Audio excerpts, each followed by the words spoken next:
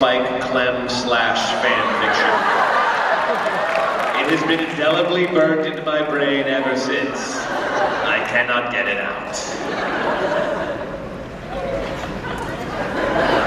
I haven't had a chance to read Glory fan fiction, but send it my way, and I will. I would like to. No way in heck. No way. I think that it's fabulous that it's written. I mean, what artists are trying to do is get a reaction from the audience and to interact with the audience. And when the audience actually starts creating their own art in response to what you've done, that's kind of like the best thing that can possibly happen. But no.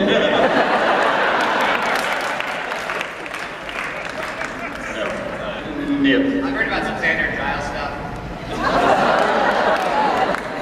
But you know, when it happens in real life, you just don't want to read about it, you know what I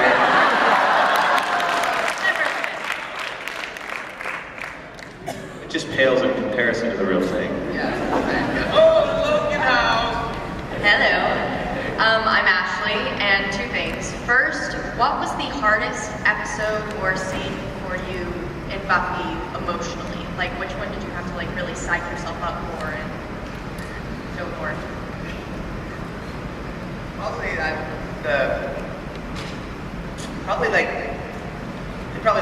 the attempted rape of Buffy and the pack. That thing was kind of weird. Because like typically it's like I don't take on the emotion of me.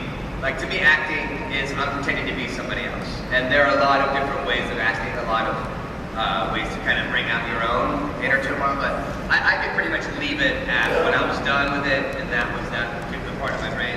But when then I played a rapist on private practice too. When it gets into something like that, where it's physical with a woman, I have a hard time with it. Yeah, the thing about working for Joss Whedon, like if you're doing a movie, you can read the script beforehand and you can decide if you want to do that project or not. And oftentimes I'll read a script and I'll say, I don't want to go through that. And no, I don't want to audition. When you do a television series, once you film the pilot, you pretty much know what you're going to be asked to do week to week. Because basically most shows are the same story. It's boring. That's why they're boring.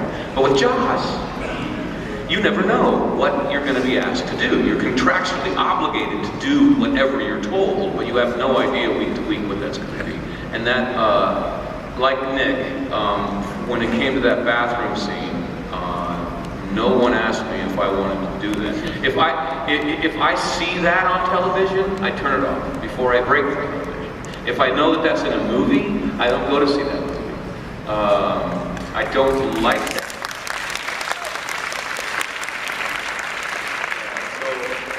I told the writer as I was going onto the set, man, sometimes you don't understand what you're putting us through. You don't really get that we have to actually go through this emotionally. And you know the other thing is that in that scene, you know, the writers were doing something very brave every week. They were taking their most painful day, the day that they were humiliated or hurt, or that they hurt someone for no good reason, and the day that they regret in their life. And then slap fangs on top of that and tell the whole world about their pain. So it was a sustained act of bravery from the writing staff, and there was a very good reason for that scene. But I had to do it, and it sent me into therapy, which was a good thing. As it turns out, I got a lot happier after going through therapy. So it all turned out fine. But on that day, that was the hardest day of my professional life to this day. So, the scene after in the crypt, they added like 3 weeks later, because I think they had done a cut of the show and went, whoa.